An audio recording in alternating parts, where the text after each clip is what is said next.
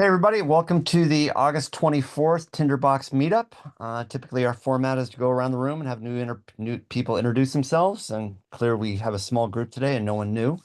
And then we jump in and talk about topics that we're interested or a theme. And today we don't have a theme, so let's just talk about topics we're interested in. So what do you all have in your mind? Question. Yes, Last sir. week before, uh, Mark talked about change control Git. As I have not had the opportunity to look at the forum, has that spurred additional discussion? Because change control is a necessary and very challenging discipline. I have not seen any additional forum level discussions on that. I personally did play with it myself, and I was able to using the Tower app that he had suggested, as well as creating a command line. I was able to, publish to a local Git on my hard drive and make all of that work. So at some point I'll get around to demonstrating that, but it actually works out pretty well. Good. Yeah. Yeah. So it's definitely doable, definitely works. Definitely some cognitive dissonance one has to wrap their head around and understanding the differences of where files go and all that. You mean your brain can be in multiple parallel universes at the It's same a, time? Is a challenge for you, Michael? it's a challenge, I must admit. Okay. Anybody else on the call have any comments on that? And we could, if we're interested, we could spend some time today and I can brush off what I was playing with and try. Hadn't planned on it, but we could do that. Chuck, what do you got on your mind? Getting off VMware. And in what context? Broadcom bought out VMware and has been doing everything they can to play a protection racket game. Pay up or we'll kill your data center. Ah, that's not good. Since I run a largely experimental but still useful data center in my basement, and I built it on VMware, I now have until the end of September to get off. Okay. So it's a Oh, aggravating, infuriating situation. More examples of corporations globally running amok and doing what they can. what are your alternatives, Chuck? Where do you get to Oh, go to? there's I so other than Nebula. unpleasant between where you are and where you need to go. There's always Windows Hyper-V. I'm not going there.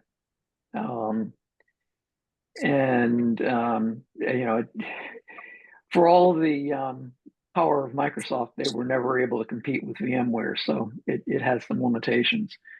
There's Nebula, but that's another moderately expensive system, not attractive relative to the new pricing on VMware. And then there's the open source stuff, and that's probably where I'm going, either Proxmox or OpenStack. OpenStack is what a lot of the major data centers are moving to these days, but it's a lot more moving parts. Mm. Too many moving pieces. And again, and can you give it a higher level overview, like what is, so you're running your own little on-premise data center basically, and you're using VMware for what? Security, for access and control, for what? No, VMware is a virtualization platform. Okay. Um, so it's a fully integrated platform, which means that you have your compute engines, your servers, you have the available resources of memory. You have an integrated, highly available data storage system that just spreads data over as many servers and disk drives as you want, and with as much reliability and recoverability as you want. And all of that is fully integrated so that you can set up a virtual machine running any operating system you want and it will then, should that server suddenly fail, it will automatically migrate and reinstantiate itself without stopping on another server. I mean, this is how all the cloud services work. So, if you use any cloud services, underneath there is some kind of virtualization platform that does all this stuff.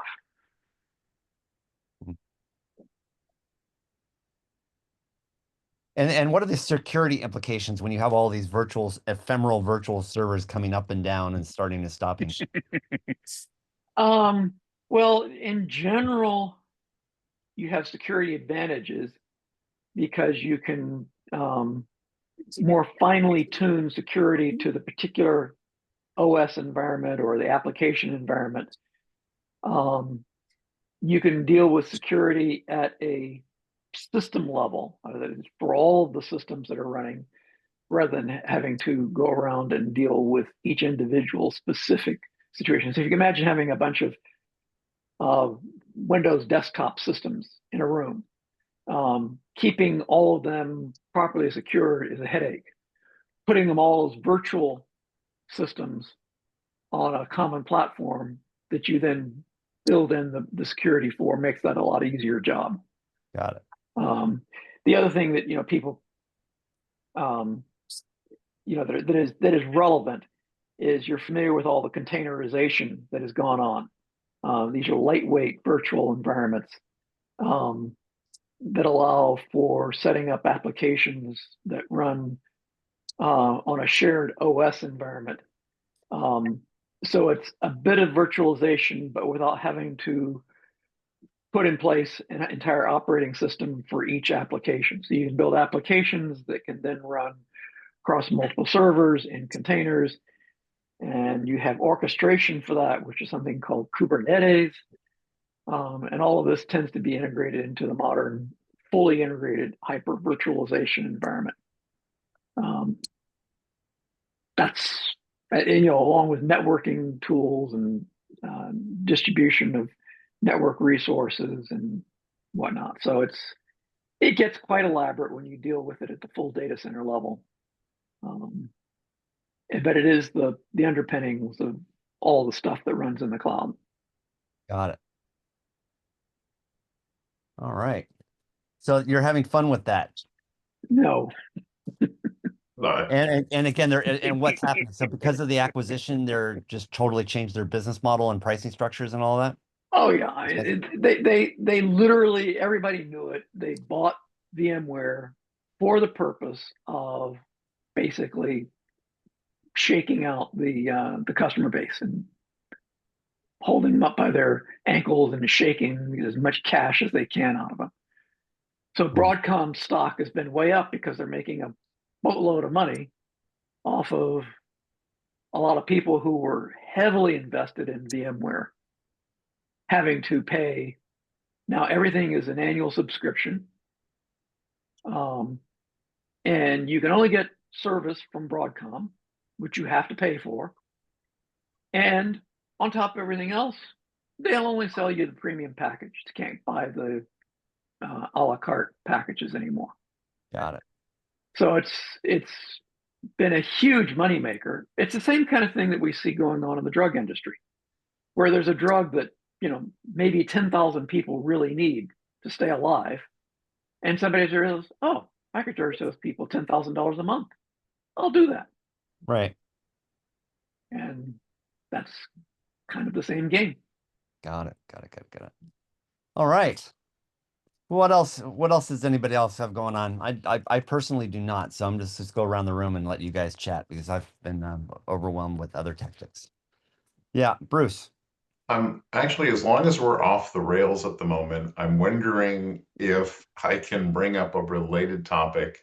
It has to do with firewalls. Are you okay with that? Of course, it's Because it's the community's call. So whatever you guys want to talk and discuss. So the local organization that I'm the stand-in technology chair for years now until a real one comes up, has being similarly, they have a sonic wall firewall that is 12 years old, and apparently it blew itself up or something happened. I don't know what. And so they were advised by these consultants that I've advised them to get rid of the consultants, uh, that they need to spend $4,000 and another $1,000 a year. This is for two computers. They have two Macs and a laptop, and they do email. I just don't see it. And but so to me, number one, from what I've researched, a 12-year-old hardware device is kind of no longer effective. And so they could buy a new one. But I guess I'm wondering, what would they get from a hardware device that they wouldn't get from something like, what is it, Bitdefender Total Solution, I think it's called. You had turned me on to that a few years ago, Michael. Mhm. So I'm wondering if anyone, and I'm thinking of Chuck in particular, uh, might be willing to expound a little bit upon this and educate me and provide a little Well, advice. since you said $4,000 and $1,000 a year for maintenance, that probably sounds like Cisco or Juniper.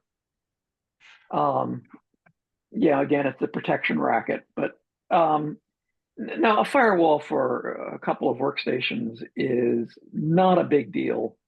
You get almost all the benefit of having a firewall by running network address translation. That is, that nobody from the outside can establish a connection to the inside. Only something from the inside can establish a connection going to the outside. That's what your basic get from your ISP router firewall does for you. And that accounts for maybe 80% of the problems and issues.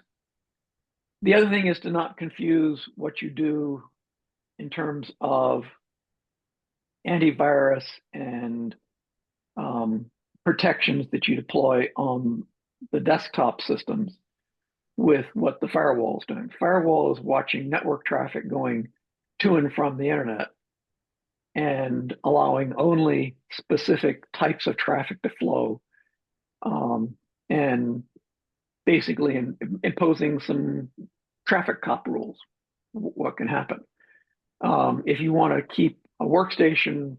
Somebody goes out to a website, downloads an Acrobat PDF that they think is legit, but it's exploiting another flaw in Acrobat, and when they open it up, it installs software on their workstation. That's a different kind of problem, and for that you need things like Bitdefender or any of a variety of tools that try and keep tabs on what are the current malware or virus profiles out there, and they have databases of signatures that they try and match to something you attempt to run to see if it might be something dangerous.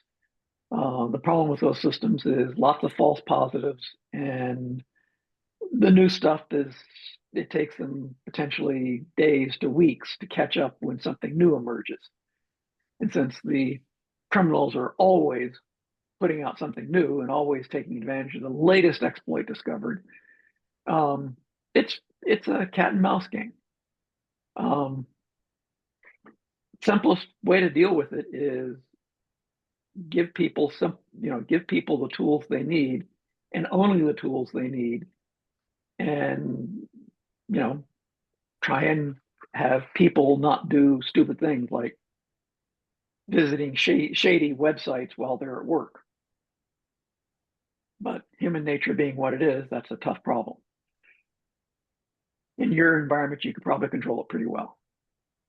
So in this case, and I get the idea that I don't fully I mean, I understand the difference between it being a virus and it being unwanted incoming traffic. And Mhm. so the firewall connects then to their router and provides a wireless access connection that is running through the firewall. Do I have that right? Yes. And just to be clear, when we say router and firewall, those are often the same device. So if you, I don't know, what is it? What ISP are you using? Just to, They use AT&T. okay, so AT&T would probably provide you with, as part of the service or as a monthly charge, a router firewall.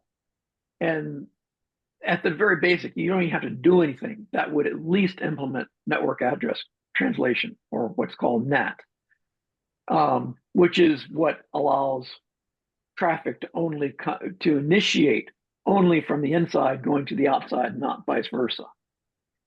Other things that we use firewalls for would be virtual private networks. You can make a secure connection to another site, and all traffic flowing between two sites would then be encrypted. I doubt that's a big issue in your situation. No, I However, don't think so. keep in mind that that same approach can also be used the reverse direction. So if people need to be able to access a computer in the office when they're at home, that would be where you would want to use a remote access VPN service, which you can get as a cloud service, or you can build into your router, your firewall, that would allow someone to, from a workstation at home, establish a VPN connection back to the office that would then basically put them on the inside network, that would then allow them to get at files or printers or things that are on that local network. So it all depends on what the work situation is, and where are people located and what kinds of computers are they using. And don't forget that sometimes the devices you have to worry the most about are not your workstations, but things like your printers. And just because it happened to me just yesterday. On that note, if you recall back a handful of years ago, Target had a major data breach, Yes. and where they lost millions of customer records and credit card numbers and such. And Yes. the result was it was their HVAC system that caused the Correct. problem. The hackers hacked in through the HVAC system, and then Yeah. were able to laterally go over to the financial systems and pull out all of that data. Yes. And that is still a very common way that things happen. I can give you an even more astounding example of something like that. But Oh, no, so but dude, do you have one? I'd love to hear it. What is it? yeah, but let me just Yes. respond to Bruce a little bit. Again, what I was going to suggest is don't only look at workstations, but look at your printers, fax machines. All these things tend to be connected. People will put security cameras into an office to try and provide some additional physical security, not realizing that camera is something that, if they don't set it up correctly, becomes a vehicle for attacks. So video surveillance cameras are probably one of those common devices being abused and taken over. You mentioned SonicWall. One of the reasons that SonicWall is an issue is that they're in the class of vendors that just stop supporting device after a period of time. No more security updates. So they and TrendNet and variety of other SOHO, small office, home office router / firewall vendors have had problems over the last 4 or 5 years, where a product that they declare is no longer supported has a major security flaw. Like there's a password that anybody who can get a packet to that device from the outside can break into the device with a known password, and all of them are susceptible to it. Things like that should never happen, but they do all the time. And strangely enough, they even happen with the guys who charge thousands of dollars for their products, like Cisco and Juniper have had major problems with built-in backdoor passwords that have been abused. The problem is that the device is no longer supported, then there's no way you can fix it. Answer, it's e-waste. Toss it in the trash, but you can't toss it in regular trash because that violates the ROHS rules. So you got to treat it as electronic waste, which is to deal with all the lead and other things that might be in these things. So it's a large problem. Not all vendors are like that. I mean, the vendor that I use, you can put the latest firmware on a device that I bought back in 2006. So it's a function of the vendors and knowing what the reputation of the vendors is, that can give you an idea of what to trust or what's worth spending your money on in those kinds of environments. But So now for someone, go ahead. well, you were going to say something. I interrupted you inadvertently. No, I was going to get back to Michael's question, but So if I'm understanding then, just before, so the either the AT&T firewall is sufficiently robust that that's going to protect. I actually think the printers are USB cables. I don't think they're set up wirelessly. There's two of them, but I could be wrong, and that's worth checking on. But yep. the advantage of a firewall, either from AT&T, I don't know what you think of a company or a product called Ubiquiti. Oh yeah. That was one that when I researched was considered recommended. It was very inexpensive, like $130. So either way, and I'm guessing I remember running into this with my Google Mesh that I set up. You have to avoid what's called a double NAT, so it doesn't cancel each other out. So one device acts as a bridge to the other to the other firewall. Do I have that right? Yes, it's not so much double NAT is a little bit different. The issue you have is that if you have a firewall separate from the ISP router, the router needs to be set up as a bridge for the firewall. So the firewall is effectively directly connected to the internet, but then all the other local traffic goes to the firewall to get to the bridge that goes out to the internet. Yeah, that's what I meant. Right. And so, yes, that's and Ubiquiti is a decent brand. Just to give you a figure for what your office needs, you can get a router for under $50 that will do the job fabulously. Be more than you ever need. $100 in that price range is what you should be thinking about for an office like that. But what you want to pay attention to is the reputation of the vendor for supporting the product long term. Ubiquiti is decent. Microtik is the brand that I use. That's Mikrotik. They are a Latvian company. And curiously, when you have a major border with a nation run by Vladimir, you tend to pay attention to security a lot. And so their security stripes are pretty good. and I'm sorry, Microtek, was it spelled in an unusual way? I missed it for a second. Yes, it's Mikrotik. Microtik. Got it. And their products are very available and they're very global. But as I said, where they stand out is they told me to follow my dream. Yeah, it's just always they always have software support. You always install the latest version of software on them, firmware, which most vendors have limitations.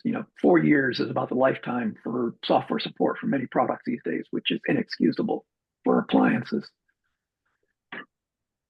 So to get back to the issue that Michael asked about, what's a more extreme example of people taking advantage of things you wouldn't expect? One issue that cropped up in this last year was that there was a Russian espionage group that wanted really badly to get into a particular contractor's site in this country, contractor for government agencies. And, it was pretty well protected. They just couldn't get in. So they started Googling Google Earth and looked around who else was in the same neighborhood as this contractor. And they were in an office park. So I started probing all the other businesses in that office park, and they found one with an open Wi-Fi network. They broke in. Once they broke into that, they could then control that Wi-Fi router to then set up a connection to not to the actual inside network of the target, but to their physical surveillance system, the video cameras. They managed to plant their own firmware on the video cameras and then use that to pivot into the real network and gain control over it, and total domination of a network done through a neighbor's Wi-Fi network. Ouch. Yeah. It's an ugly world we live in. And, you know, should you, any of you be interested, my consulting firm, our consulting firm, does do a fair amount of reporting on a subset of the issues in the whole cybercrime site issue. So the Cybercrime Info Center, and the domain name is spelled exactly like that, or you can get to it through the enterisle.net website, which is our site. It's a public service we provide. It's, you know, free of cost.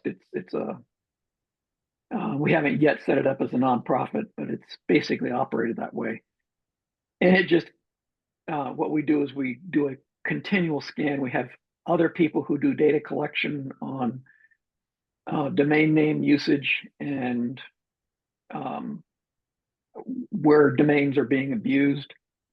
And we pull that from multiple providers who all basically give us free access to their service, which is normally a paid subscription service. And then we aggregate that and turn it into a series of reports. The report on just how badly domain names are abused to perpetrate crime. And the purpose is really to try and drive ICANN in particular, which is the Internet Naming Authority, to get their act together and start paying attention to the very obvious abuse coming from many of the registries and registrars that accept bogus domain names in bulk, purchased in bulk. And, you know, cybercrime requires domain names. It's part of the supply chain for cybercrime. So, you know, we look at that kind of stuff when you know, and is there a way to use the existing resources to try and get a better handle on making it more difficult to deploy cybercrime?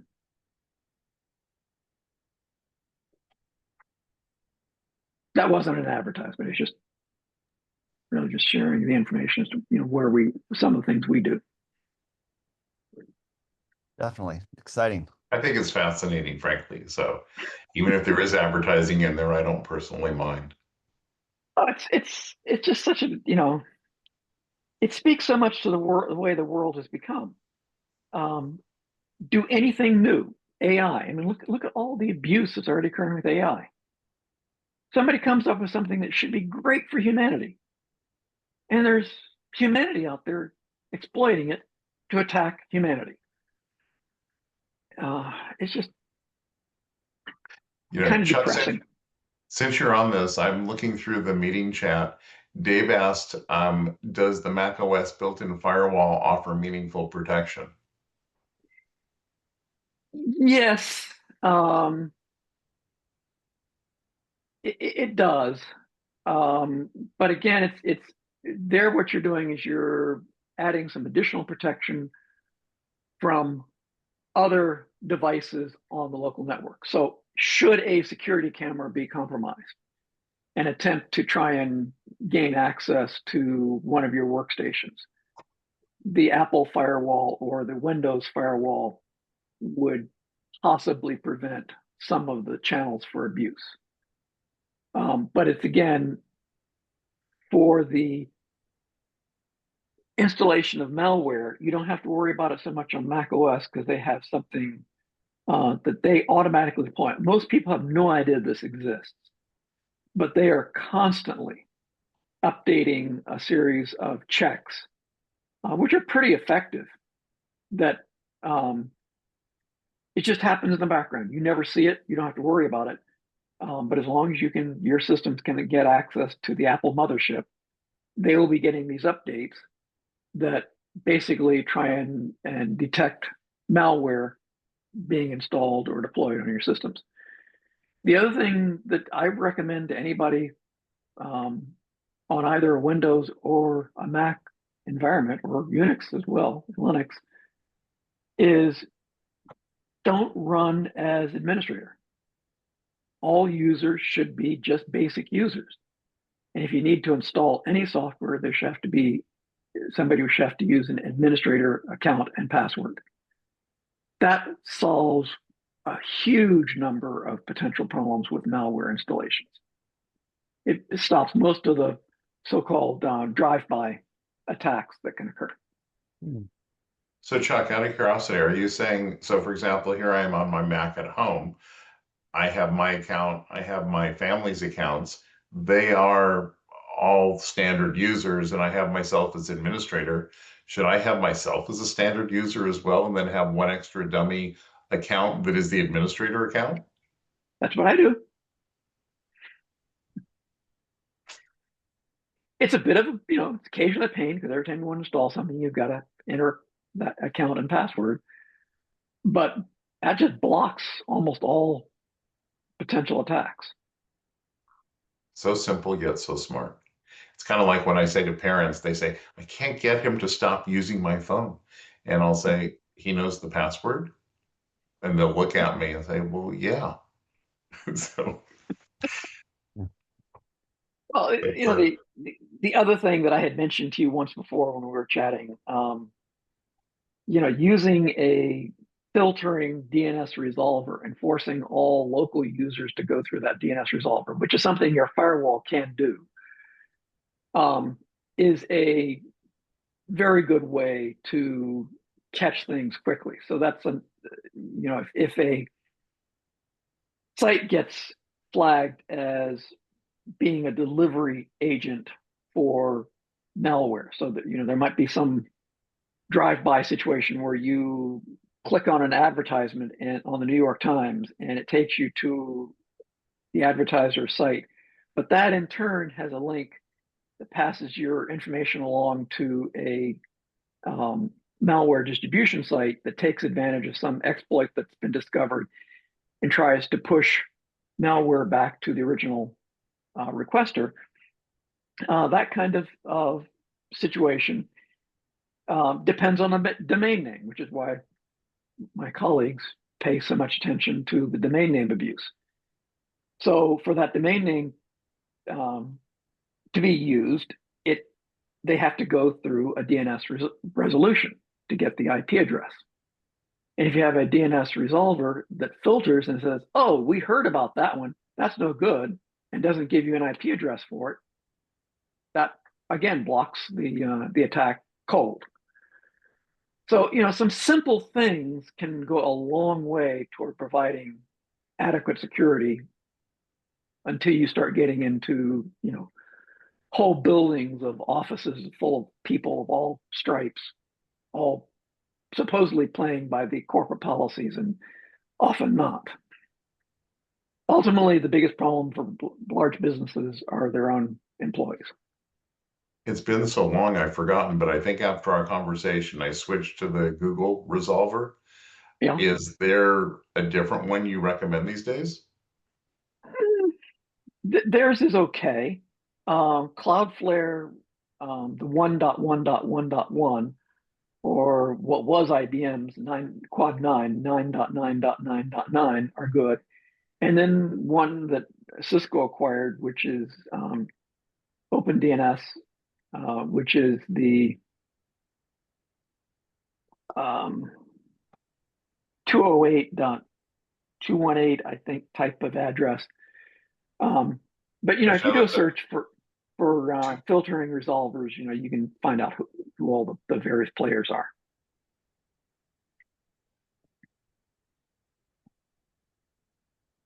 Yeah, I looked at that one came up when I looked up while you're talking about the Cisco one is 208.67.222.222, and then there's a second one.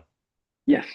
So Chuck, in the context of all of this, given the last couple weeks of discussions, bringing it back to this idea of our managing our own thought, personal knowledge management, notes and tools like Tinderbox, how do you see us protecting ourselves as we're now interjecting in things like an MCP server, which now is actually giving control of, an AI now being able to control your machine?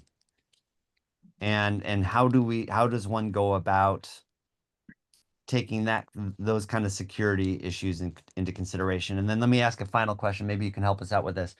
Is Can you help us map out like the layers? It's basically ingress egress, like data connections coming in, data connections going out, and data flowing out along with that, against the various layers of essentially identity endpoints and networks slash applications, because really the network anymore is not really being managed by us. It's being managed by our cloud providers. So it's really the application. Yeah. So can you talk about that mess a bit? I can.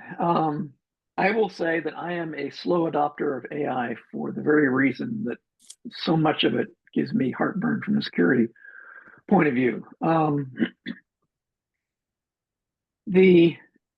There are many issues entwined in what you just brought up. So the first is if you just take a look at Tinderbox and say, if one were to examine Tinderbox as a potential source of security problems, what kinds of things would you flag? Well, number one, it's an interpreter. And every single major security vulnerability that tends to be undetected is almost always tied to an interpreter. And we forget that. And what do you mean by interpreter? I don't know if we. Well, that's just to explain. An interpreter is something that takes a series of commands and does something based on what those commands tell it to do. So, action code in Tinderbox, templates in Tinderbox, stamps in Tinderbox are all examples of interpretation. It's basically a computer language of sorts that does specific things. Tinderbox is fairly generic. Visual Basic is fairly generic. It'll just do all sorts of things for you. But JPEG, people don't think about it, but JPEG is a series of commands that tell you how to interpret the compressed image. And there have been major flaws found in JPEG processors, whereby if you create a corrupted JPEG file, it will lead to code execution by that interpreter. And since that interpreter, particularly in a Windows environment, is often running at kernel level, that's a bad thing. So whenever we see a system that is capable of interpreting commands, we have to start asking important questions like, where do those commands come from? And how could they be abused? And could it only affect Tinderbox or could it affect something else? So if we go off to the forum and somebody posts a Tinderbox document, says, hey, here's a great new Tinderbox document. It does this, that, and the other thing. Like, I don't know, does diagram views, does package management for you. Well, that's great, but you're trusting that source to not have bad code in there by intent or by accident. And one of the things, okay, well, if I download something, it might screw up my Tinderbox file or it might screw up Tinderbox itself. What else could it do? There's the run command in Tinderbox. The run command will do anything you want it to. In which case, you've got a problem. So, if I were to take something down from the forum, I might do a cursory scan. Are there any calls to run commands? Often that will be described in the upfront documentation. Somebody say, yeah, I use a run command to get this pandoc thing to run. But those are things to be paying attention to. Then there's the whole question of, what else might have access to Tinderbox? AppleScript, we've seen lots of examples of that. And now we have something called an MCP that comes along. Oh, and that MCP is connected to this AI thingy, which talks out to this AI cloud. And you have a user trying to explain what they want to do in what we think of as being plain old English. And one word misstated could easily cause something to happen that you never intended. The AI system is smarter than it should be, because you might say, yeah, I'd like to also delete these files when I'm through with them. And it might say, oh yeah, I know how to do that. I'll send it through Tinderbox and use the run command and the delete operation, and bingo, your files are taken care of automatically for you. Except that it decided to interpret your definition of what files you want deleted more broadly than you intended. So there are lots and lots of ways that all of this can run amok. And, the thing we're going to have to do is either decide we're not going to do it, we're just going to give up on AI or things like that, or we're going to spend the extra time and effort to understand what we're doing and what's dangerous and what other tools we might need to add to our tool set to check the tools to make sure that they're not doing something bad. Just as we had to add firewalls, we've had to add resolving DNS servers, we've had to add virus detection systems and all kinds of other mechanisms to basically keep the generalized computing environments we like to work with safe. And AI is going to spawn lots and lots of other things. Of course, most of them will be other AI to catch the AI systems. It's going to be an interesting time. Andreas.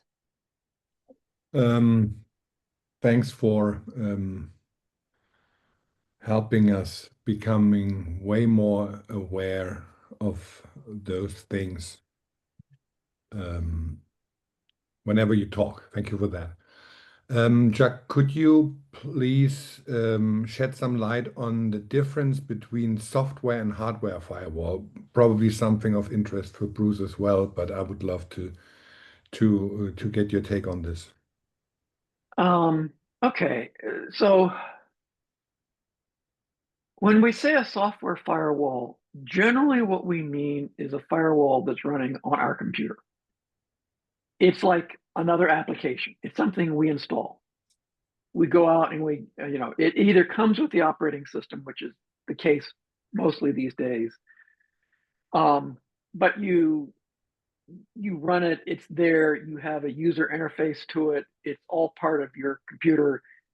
And it might be monitoring your network connections in and out of the computer. If it's a decent software firewall on a modern operating system, might be doing things like looking at USB connections to printers and things like that and looking for potential problems. It could also be associated with your malware detection, so that the firewall could say, hey, I just downloaded this blob. I'm handing it off to you, the malware detector, to see if there's anything in the blob to be worried about. So you can see some integration between what have historically been different pieces of a firewall looking at connectivity in and out of the computer, and malware or virus detection prevention services that are looking for attempts to install something which is dangerous or catch something running on your system that is dangerous. And these systems have been integrated somewhat through the operating system. So there's a fundamental difference in behavior and usability associated with that type of system. Then there's the hardware side of this. And typically what we're referring to the capabilities of a modern router, which is what handles where traffic goes. Basically, a router's fundamental job is take a packet in coming from source address A, trying to get to source address B, and have that packet sent to the appropriate next hop to get to B. That's all a router is normally doing. Except that a long time ago, we realized that, well, we really don't always want A to get to B or B to get to A or things like that. So we started introducing firewall rules, which would basically look at the packets, inspect the packets coming in, and decide, based on what we want to allow, which one should get through. And that is typically done in either the software firewall running on your computer, you can do that, as well as in the hardware that you might have as that you label your firewall, or you label your router, or your AT&T box, or your cable modem, or whatever it is that it sits between you and the internet. And that's where you have the hardware aspect of things, and it runs all the time. It's protecting not only your computer but other computers. It's protecting access from a printer, theoretically security cameras, anything else you might have in your local environment. And these days, most people have started adopting some smart home stuff either in their home or their office. So there's a lot of devices that are starting to grow in our houses. I know that in my house with my 30-something son that, we've got an awful lot of interesting devices. I mean, we now have a cat litter box that's on our Wi-Fi. So, a hardware firewall is looking sort of at all of that traffic, and you can use a hardware firewall to say, I really don't want anything on my things network to be able to get to the internet unless I specifically allow it. That'd be a useful purpose for a hardware firewall. The other thing about the hardware and software firewalls is they share code. So there are two families of firewall software that are commonly referred to: IP tables and IP filters. These are things that evolved in the Unix world a long time ago. I'm talking about late 80s. And that have gradually evolved and matured and changed over the years. And so you can get open source firewall software that will run on either your computer or in your hardware device. OpenWRT is one of the more famous packages of firewall software that's all open source. You can go and get it, you can modify it yourself, play with it, and install it on a wide variety of hardware devices, including, possibly a Ubiquiti router or a MikroTik router, or, any of the popular TrendNet or other types of devices. Often you can find a version of OpenWRT or Tomato or some of the other variants that are out there that will run on it. Well, that same base software, IP tables, for example, is often used to build a software firewall in your computer. And that's kind of obvious in the Linux world because that's where this stuff started. So every Linux system has IP tables built in and can be turned on as the software firewall in a Linux system. Same thing in Mac OS, and something very similar in Windows. So again, the functions are very similar and may even share the same code between them. It's a long answer. I hope that gave you what you're looking for. Is one better than the other, or is it just context? Context. It's all about context. It's all about how you manage it. And do you allow it to be used in a constructive manner, or do you allow people, make it too easy for people to make mistakes? Mistakes, the worst, the biggest source of security problems, I claim, is the mistake. And the biggest return on investment for investing in security is blocking mistakes from causing problems. So an example of a mistake was RSA, the people who developed those little dongles that had a one-time password on them. That goes back to the mid-90s. These things were widely deployed. They at one point had their critical secret that allowed you to use any one of those devices anywhere in the world, purchased by anybody. You can figure out what the one-time code was on. They lost that secret. How did they lose it? Because a secretary saw an email that had been flagged as malicious, and she thought it was really legit. So she pulled it from the quarantine file, brought it to her computer. All the problems ensued from that. So that was a mistake. Lots of other mistakes are, we've seen recently in the last few years, you may have noticed there have been a few instances where an entire cloud service went down. And it's because one little configuration error was made quite innocently by somebody. Well, the Equifax hack happened because of a unpatched Apache server, and they had Well, yeah, they had been notified months before right. And that's an that server example needed of to be patched. a management mistake. When you hire a music teacher to be your chief security officer, you might expect problems like that to occur, which is what Equifax did.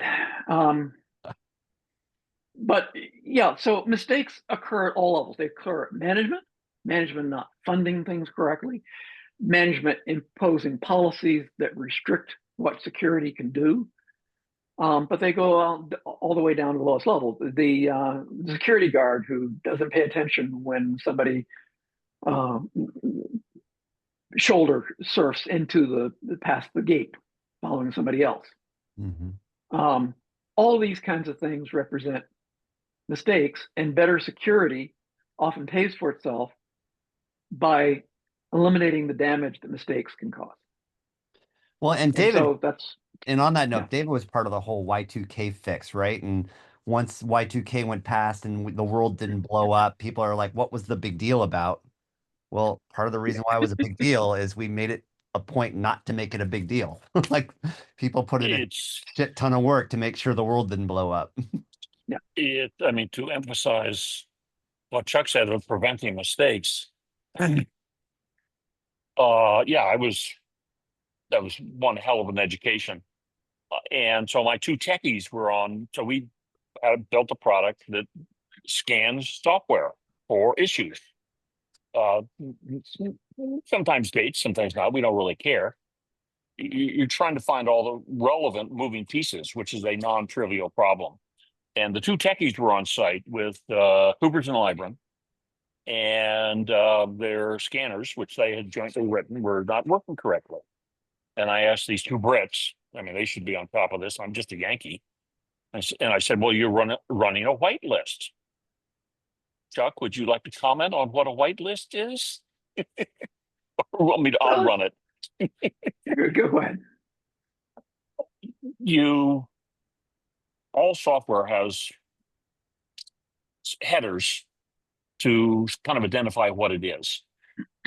And so a whitelist is basically, I will only fully process something I can identify.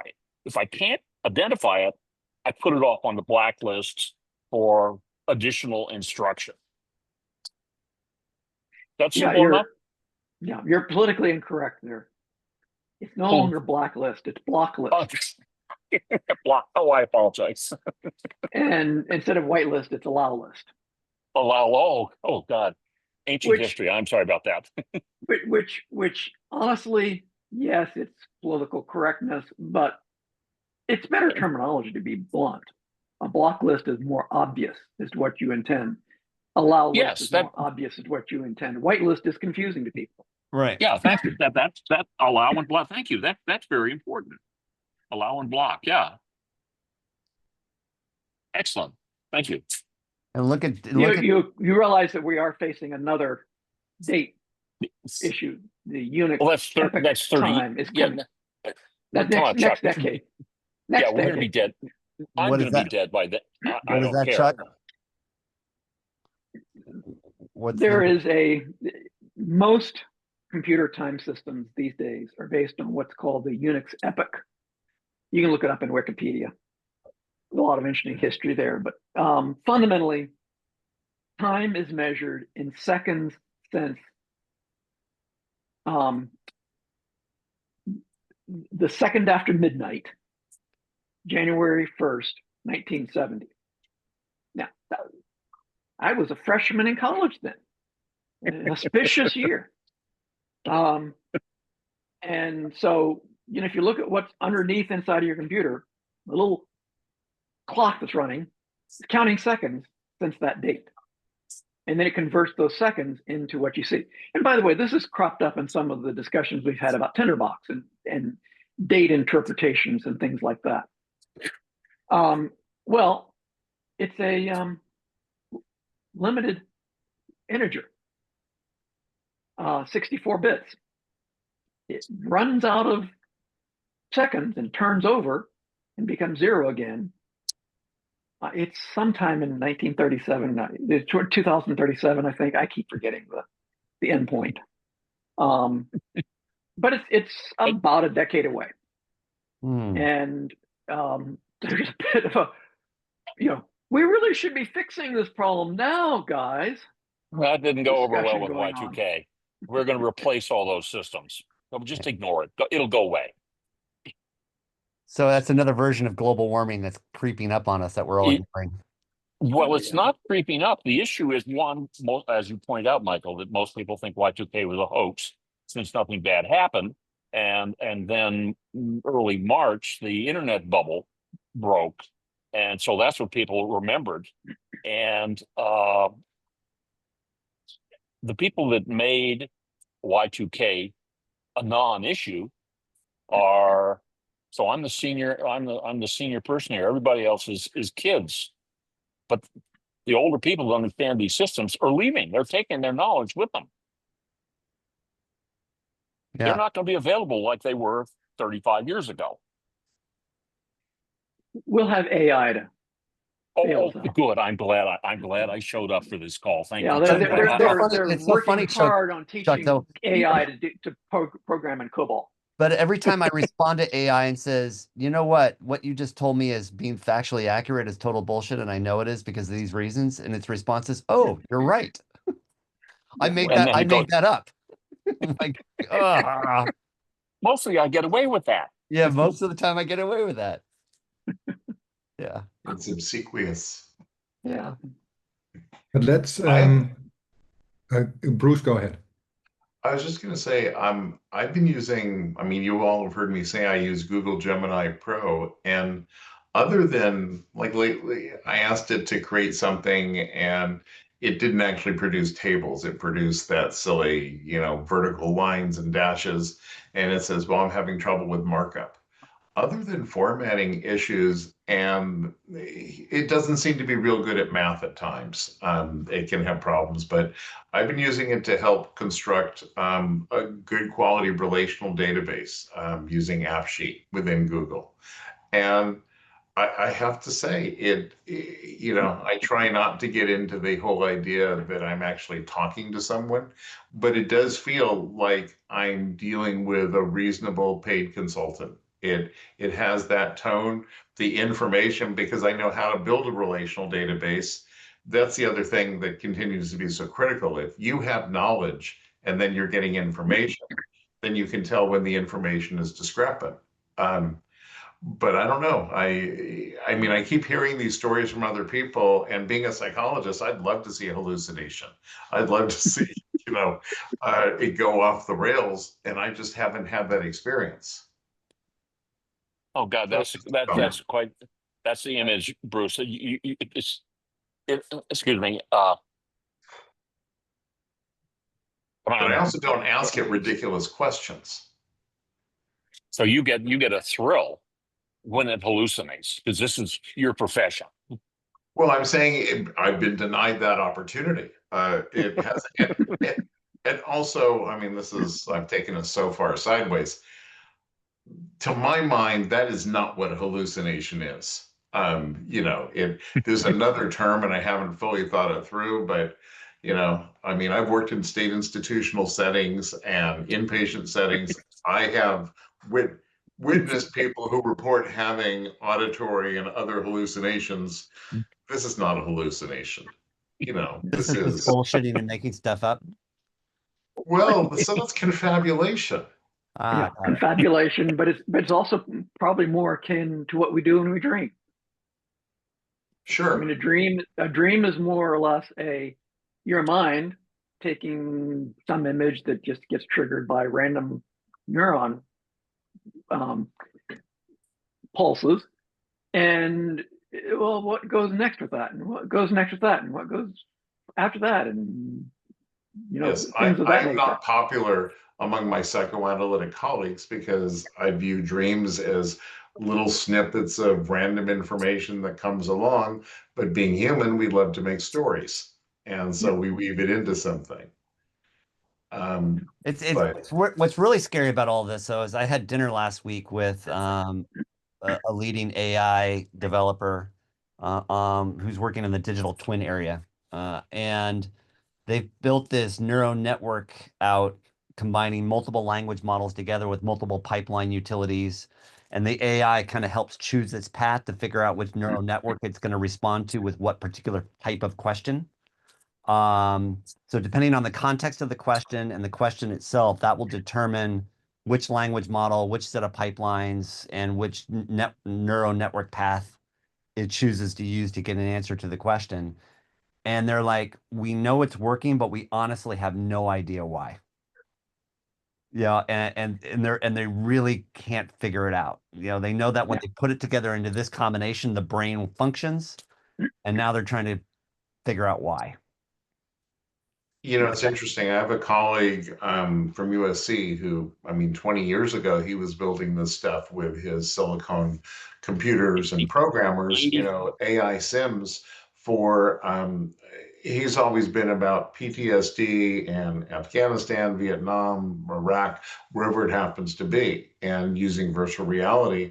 But they've also found that they can have these sim therapists who are programmed, and it's kind of like an advanced version of Eliza, if you will. But we seem to be so drawn to wanting to make social connections. I make social connections with my dog. We make social connections with our cars. So we're kind of primed and set up to do that.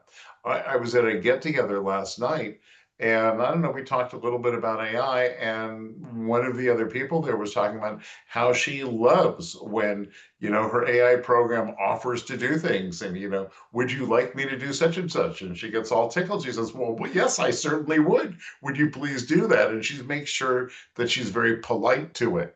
And I suppressed the lack of necessity to be polite to AI, but at the same time, she's having quite a time with it. And I think that's what we're seeing going on. That people, we're already seeing that, teenagers in particular are using it in ways that their brains were not designed for. It's sort of the, kind of the darkest, I think you all read about the one that AI pretended to be a girlfriend from New York. And this elderly man, the 73, that's not elderly, this youngish man at 73 wound up going to New York, absolutely, wound up going to New York to visit with her because she kept telling him she had an address, and that was all hallucinatory, confabulatory. And he tripped and apparently injured himself and died on the way there. So it wasn't the direct, but here was someone who never should have been let out of everyone else's purview, and yet somehow there were no guardrails, and he got involved in a relationship with this program. That should not be. That's not how we should end our lives. Well, and that's happening all the time though. And like people's marriages are breaking up. People are thinking they're gods now because the AI is telling them that they've found the inner light and all that, and they're believing it. And you don't need AI for that, Michael. You have Tinderbox to tell you you're great, you're fabulous, you're I awesome. do, well, yeah, I know, but I programmed that. But Michael is the God who created it. Yeah, exactly. Exactly. It's just one. He's got a verbal back scratcher. Yeah, exactly. Exactly. And if you can't scratch your own back, who can, who, if no one else is going to do it for you, you got to do it for yourself. Yeah. Yeah. No, I hope that none of the comments I made were undermining the interest people have in working with Tinderbox and AI. I certainly didn't mean that. I'm very interested in that as well, and I'm following what's going on in the backstage with some of the developments with MCP with great interest, because I think there is a very interesting opportunity to have artificial intelligence do stuff that we would not have time to do ourselves.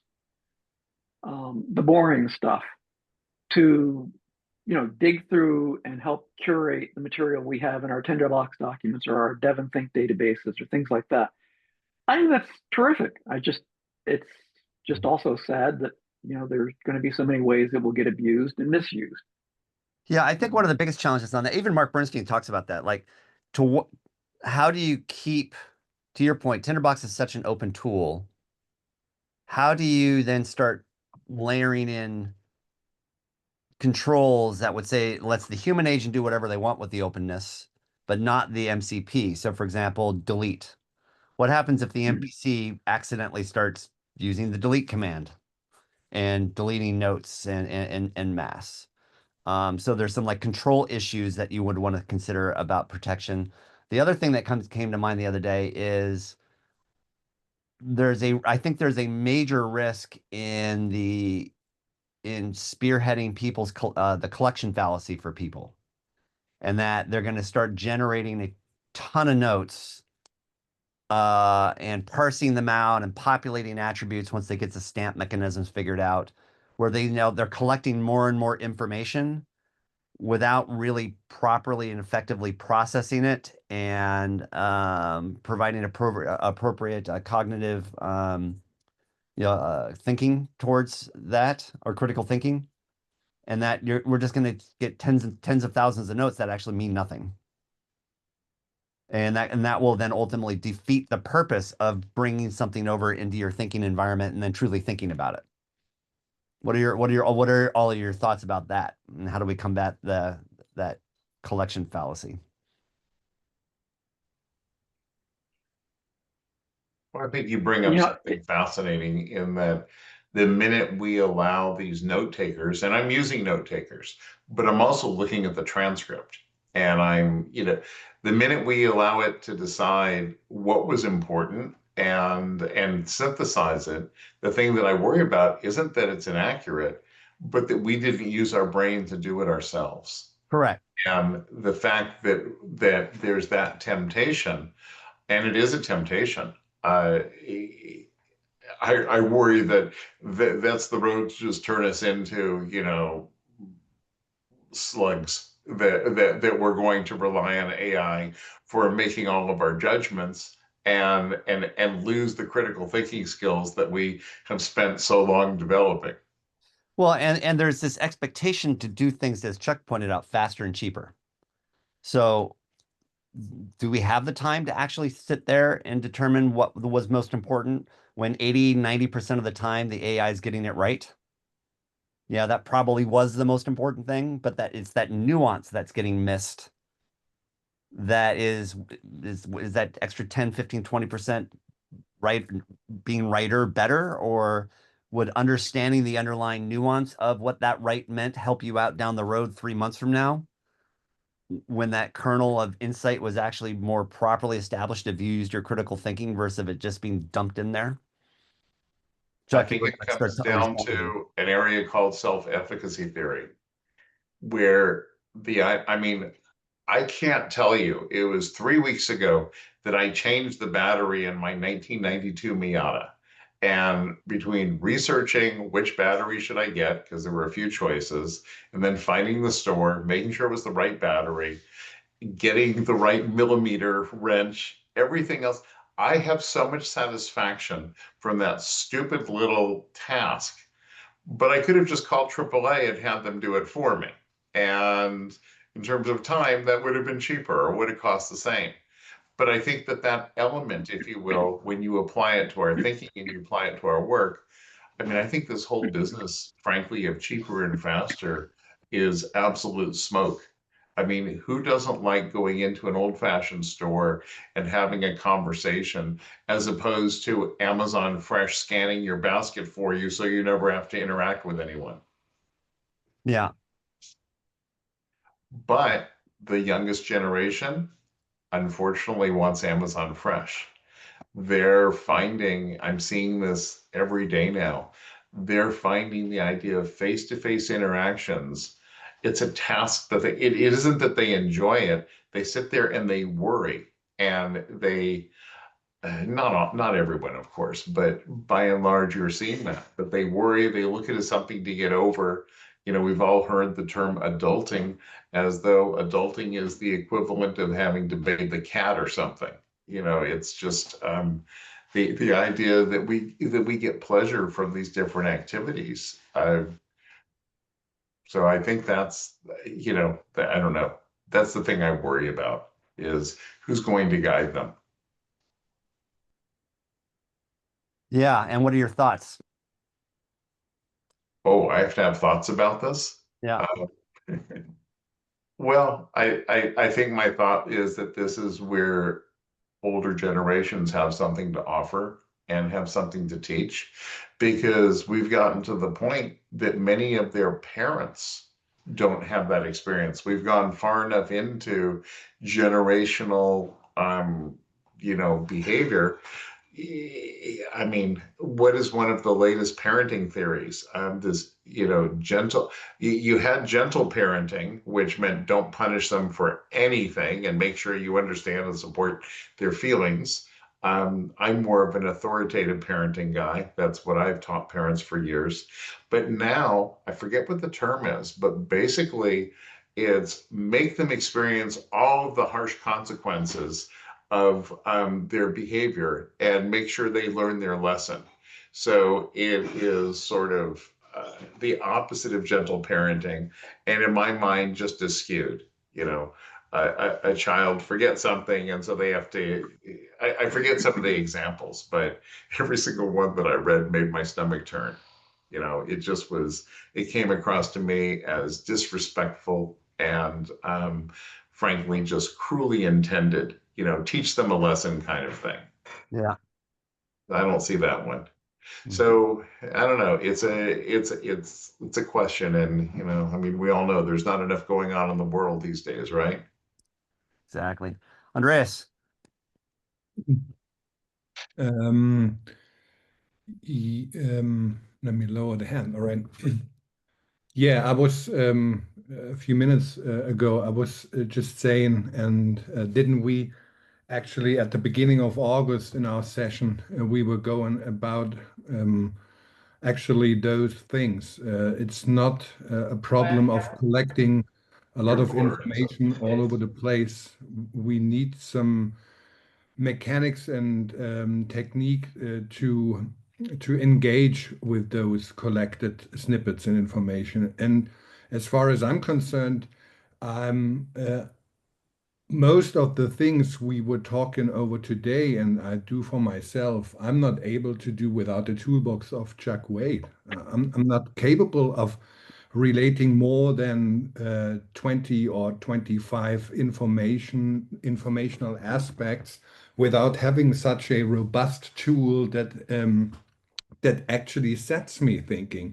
We're talking about making sure not to lose our capabilities and of critical thinking and stuff like that. But we need to exercise our muscle every day. We really need to have those conversations we just did. But we have so much information on the table. Is it the aspect of the hardware and the software firewall or whatever? But now I want this Tinderbox file from scratch. I want to see it now. I want us to start doing all those tedious things that most of the times remain problematic because we are not used to starting over and bringing in information, this time from the Google Drive, next time from the Obsidian wall, doesn't really matter. I just want to use this group and this meetup to mutually enchant and enforce each other to really get things done by getting started and by doing the work and see how it feels to have a ton of information that tends to be brought over, but we refrain from that and just copy them by hand, not because we are lacking the import or watch folder technique, but we decide, we use a power of reason not to do the obvious efficacy calculation, but we have to make decisions in which way we want information collected to grow, to become knowledge, to become some sort of network. And we can't use MCP and Claude doing this for us because, as everybody knows, the way of supercharging and maintaining our power of reason is by going through all those pains. We can't delegate them. We really need to do them ourselves in order to exercise our capability to execute on either another aspect of the same type or in a different field. And that's why I want to encourage us to get our feet wet, our hands dirty, or whatever you say in the American in English language to convey this intention of really doing stuff, especially in Tinderbox. At the beginning of August, we're using this filter tool to navigate a big outline of a Tinderbox tool or stuff like that. But those are just technical aspects, and I want to see how it looks when other people like Bruce is dealing with his information convolute in his vault in order to teach each other at which point Tinderbox is something to use. Is it the incubator of something that is already developed, or is it the jump starter for your information? Is it the information collector? In which way are we doing this? And I'd love to talk more about those techniques, those several approaches that might complement each other or contradict each other. I'd love to see a bit more about the interaction and the dealing with Tinderbox, although I very much enjoy the discussions just delivered today. So thank you for that. I agree with all the sentiments you're having, Andreas, but how do we balance what you just said from a researcher, academic, deep thinking perspective with today's commercial mandates of, I need you to get that white paper out tomorrow, and you've only got 7 hours to write a 15,000 word paper, right? How, the challenges that we've got, I think this is one of the biggest challenges we have in society and industry today is. But we don't have to worry about those in our meetups here. So to begin, we really don't want to worry about those problems you're just rightfully referring to. I just want to make sure that that the attitude of starting over or being a student or whatever you want to call it, a lifelong student, is to start in Tinderbox from scratch every time. And sometimes you use a template, sometimes you use your favorite, sometimes you just import an installer because now it's so easy thanks to you and Chuck. And so I want to see how we are using this, because this is what I am convinced about is that we're supposed to do our things and monitor and reflect on the way we are working, and then there is some way of dealing with those problems that emerges. We can't design and conduct this. It really needs to emerge by doing it over and over again. So I'm really not worrying about how to be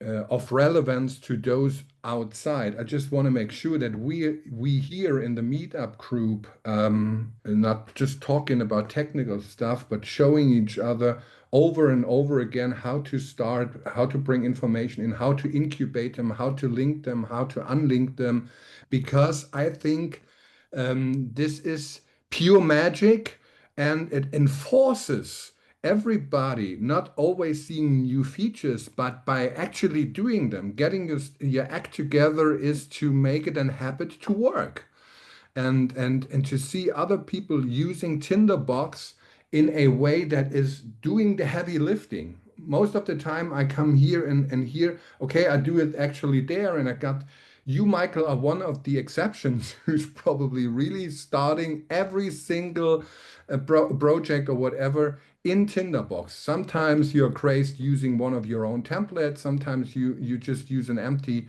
document. But I really want to see at which point or at which milestone at a project or whatever, every one of us is using or deciding against using Tinderbox because of. I really want to learn this much more than all those things we can teach each other and discuss in the forum. We don't need to be at the same spot at the same time. I want to have this Socratic discussion going on, asking, why are you doing this? Go back, show me. Couldn't we do it this way? So really mentoring each other, by at the same time applauding each other about a way and a hack someone came up to approach a problem. The conclusion or solution to this problem might deliver itself in the end. And this is what's actually interesting. Thank you. Love it. Okay, I've got comments, but Chuck, go ahead. Yeah, I was just going to, first of all, Andreas, thank you very much for what you brought to the fore. I think you presented your points very well. Picking up on that, I think that my own perspective is that we're all wrestling with a series of challenges in our work, whatever it happens to be. But what I find very interesting is the fact that a community has emerged around the techniques, the tools that we're working with, and in this case, Tinderbox, but also related tools. And that we've got a community that shares insights and observations about not just the tool, but what to do with the tool or what we're doing with our own professional lives. And I think if there's one thing that I would say about, why I would stick with Tinderbox, it's because there is a community here. And I look ahead at all the challenges that are coming down the pipe, AI being the one that gets all the attention these days. But, it's been so many other things in recent years. It isn't just, it's social media and cloud services and all the other things that have been coming along and changing the landscape faster than people can adapt to.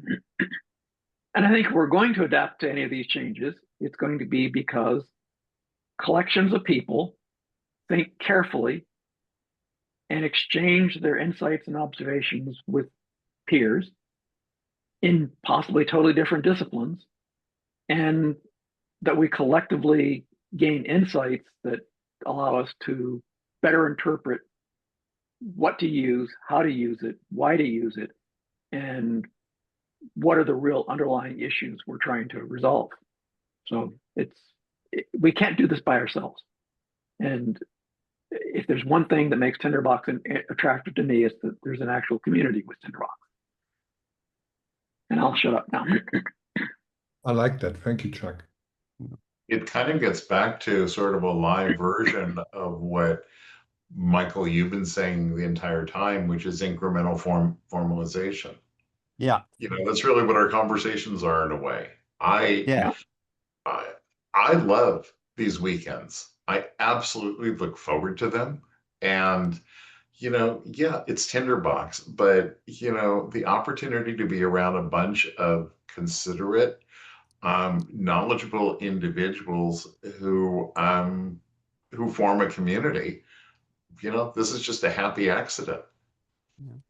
Yeah, and I agree. And again, I learned so much more about life than anything when I'm going through these experiences, these weekends. But Andreas, the thing I come back to when I'm reflecting in your talk is, these are tools for us to get our jobs done and our lives done and to think and to process. And to your point, I do 95% of my work in Tinderbox, easily 95%. That's what And I only go to other tools when I have to share something with somebody else. And I'm getting Great. really, and a year ago, I would say it would be 80% Tinderbox. I'm getting better and better and better at staying away from any other tool until the very last minute. Um, I think one of our challenges, especially in the earlier days, as I was trying to convey what I've been doing with Tinderbox, is either directly as well as we're engaging or indirectly, I get feedback of, oh, that's interesting, but not my problem. Oh, oh, that, I'm not interested in retail, or I'm not interested in cybersecurity. I'm not interested in personal information management systems. So the methodologies and techniques you're using have no relevance to me. And so I think part of the challenge too, when we have tools like this, it's really easy for the person listening to the person who's sharing to say their domain is not of interest to me, so those techniques don't apply to my domain. And Well, making this that is a translation mistake. in that conversation, I think, is really difficult. Right, right, but it would be the wrong interpretation because although I do not care about what he's doing with that stuff, the way he's doing this is just important and it's enhancing my way of seeing, analyzing, and working. I mean, I don't care so much about those subjects.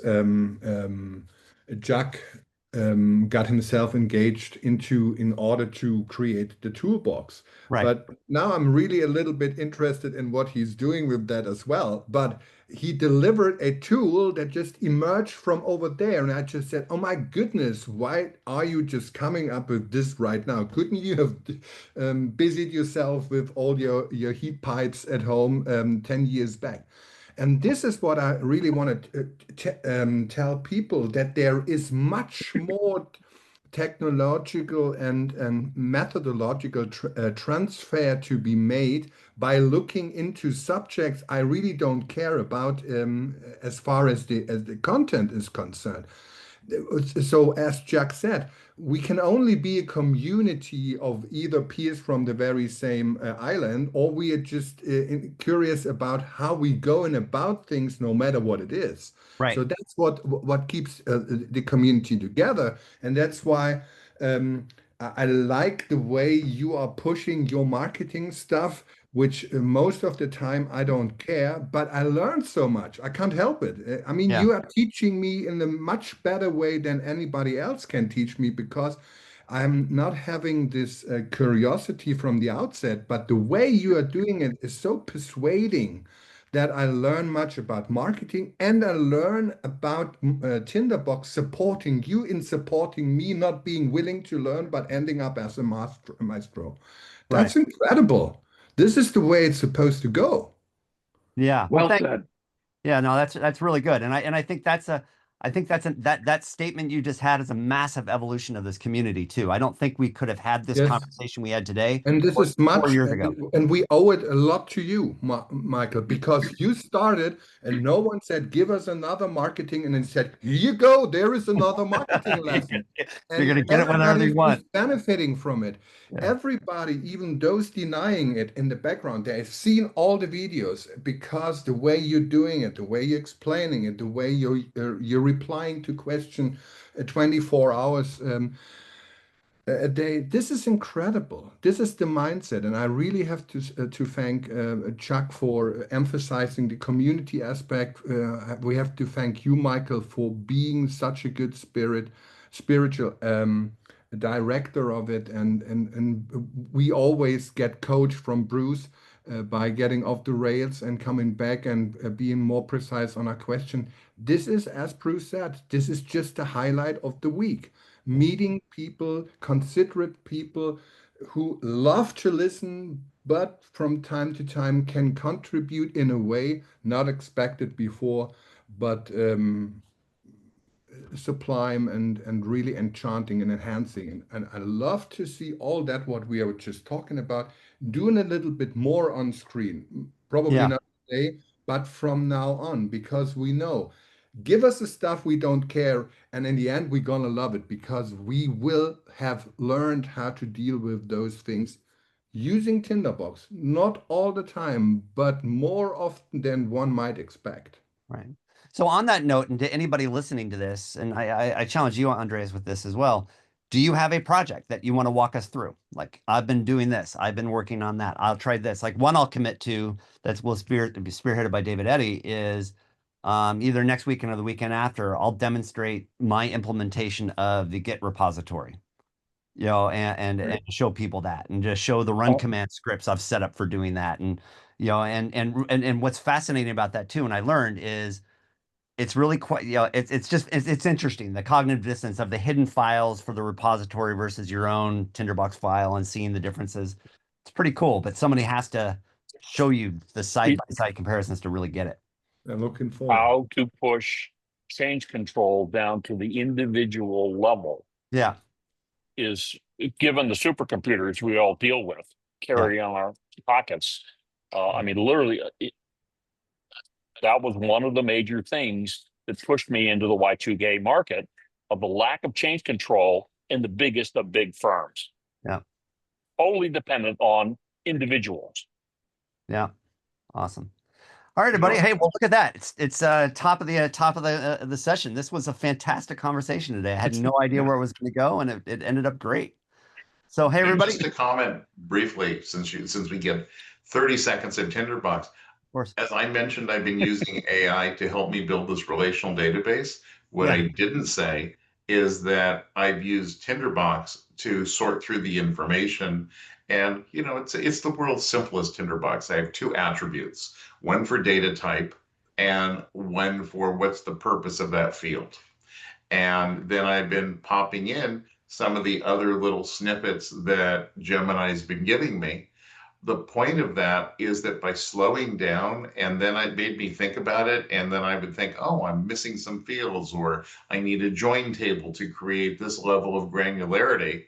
And so what Tinderbox did for me is it made me think through the process and now I'm going to jump back because I'm ready to build it.